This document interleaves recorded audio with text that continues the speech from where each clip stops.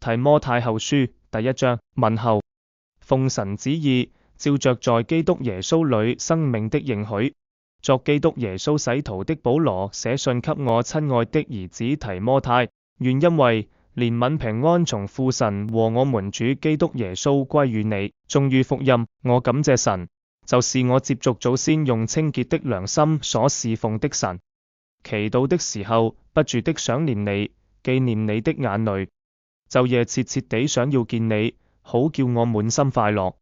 想到你心裏無偽之信，這信是先在你外祖母羅以和你母親友尼基心裏的，我深信也在你的心裏。為此我提醒你，使你將神藉我按手所給你的恩賜再如火挑旺起來，因為神賜給我們不是膽怯的心，乃是剛強、仁愛、謹守的心。你不要以給我們的主作見證為恥，也不要以我這為主被囚的為恥，總要按神的能力，與我為福音同受苦難。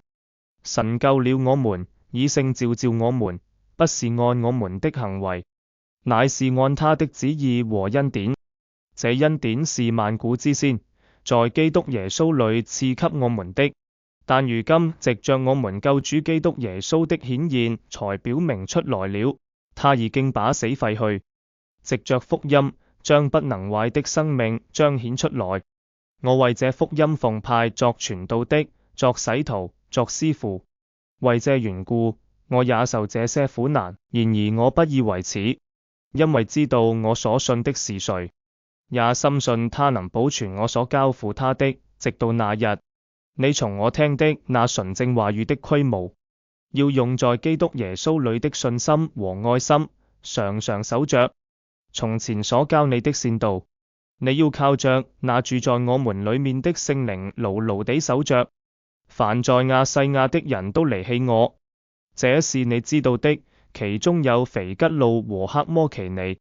願主憐憫阿尼色弗一家的人，因他屢次使我暢快，不以我的所為恥，反倒在羅馬的時候殷勤地找我，並且找着了。願主使他在那日得主的憐憫。他在以弗所怎樣多多地服侍我，是你明明知道的。靈修主題：堅定信心與神的呼召。經文重點：提摩太後書第一章。保羅的問候。保羅以愛心和關懷的語氣向提摩太問候，提醒我們在信仰中建立深厚的關係。感恩與懷念。保羅感謝神，並懷念提摩太的信心。這信心是從他的母親和外祖母那裏繼承而來，提醒我們信仰的傳承與影響。神的恩賜。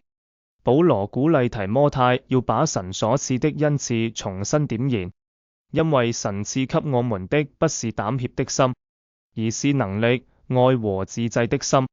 這讓我們明白信仰生活中需要勇氣與力量，勇敢承擔苦難。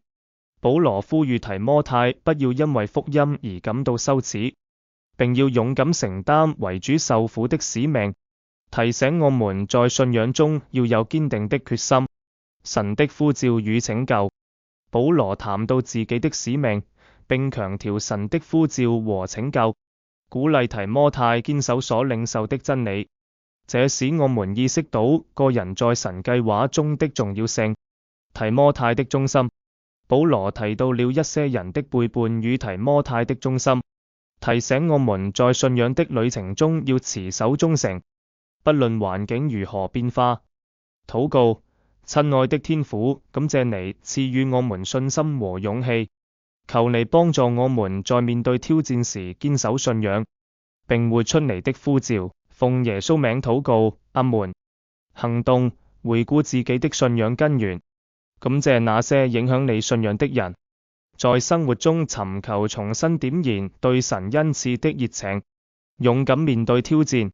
願提摩太後書第一章激勵我們堅定信心，勇敢地活出神的呼召與使命。